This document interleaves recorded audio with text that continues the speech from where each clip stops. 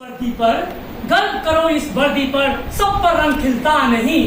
गर्व करो इस वर्दी पर सब पर रंग खिलता नहीं। किस्मत के बिना इस दुनिया में फौजी प्रधान मिलता नहीं। अरे क्यों पूछते हो हमसे, अरे क्यों पूछते हो हमसे देश हित में, राष्ट्र सुरक्षा में क्या कुर्बान किया? अरे खुद से पूछो कि तुमने क्या कुर्बान किया। आदरणीय अध्यक्ष महोदय, निर्णायक गण महोदय और इस सभा में उपस्थित मेरे सहभागी साथियों, और मैं सभी को नमस्कार करता हूं। मैं 37वीं वाहिनी सशस्त्र सीमा बल आरक्षी सामान्य मोनू ठाकुर।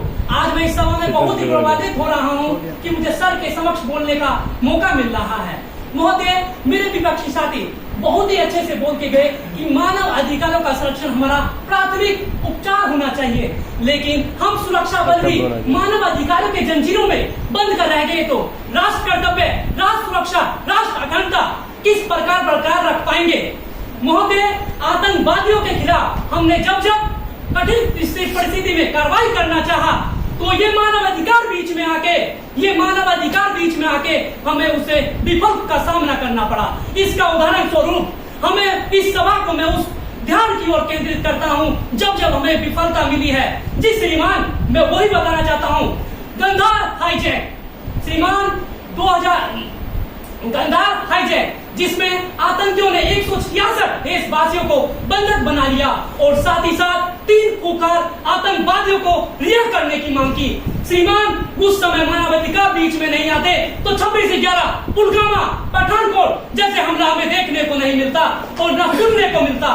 श्रीमान, यही हृदय कल्पित हो जाता है मेरा कि पुलवामा जैसे सीआरपीएफ के जवान 40 देखते हूँ और देखता हूँ कि उनके 400 टुकड़े हो जाते हैं। एक सर्वे में बताया गया 400 से 500 टुकड़े। उस समय मानव अधिकार कहाँ चला जाता है जब उनकी पत्नियां और उनके बच्चे अनाथ हो जाते हैं। जी श्रीमान, एक भी विपक्षी साथी ने इस पर जिक्र नहीं किया। 26/11 के दिन काली रात को जब हमने मेजर संदीप उन्नयन कृष्णम के साथ 4 वीर जवानों को और साथ ही साथ 166 देशवासियों को खो दिया।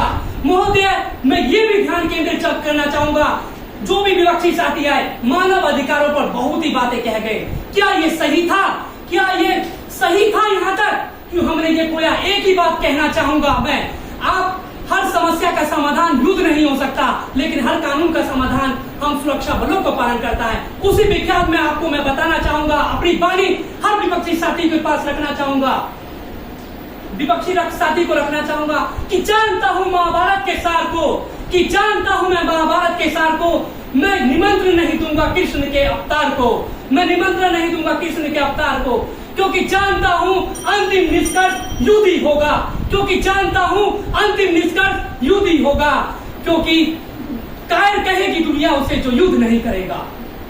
श्रीमान, यहाँ तक तो शरीर लहूलुहान हो जाता है मेरा पहुंच के, जब कर्नल बिरला त्रिपाठी और उनकी साथ ही साथ धर्म पत्नी और 5 वर्षीय पुत्र 13 नवंबर 2021 को साथ ही अपने 4 वीर जवानों के साथ जा रहे होते हैं, तो उस समय उन पर घात लगाकर आतंकी हमला कर दिया जाता है। उस समय मानव अधिकार कहाँ रहते हैं? उस समय बोलते हैं कि देश के भटके हुए नागरिक हैं। उस समय और भूखा हो जाता है। महोदय, मैं अंत में अपने बयान को यही वाली दूंगा कि मानव अधिकारों का संरक्षण करना अत्यंत आवश्यक है, क्योंकि अपराधियों के संदर्भ में इसे बदलना होगा।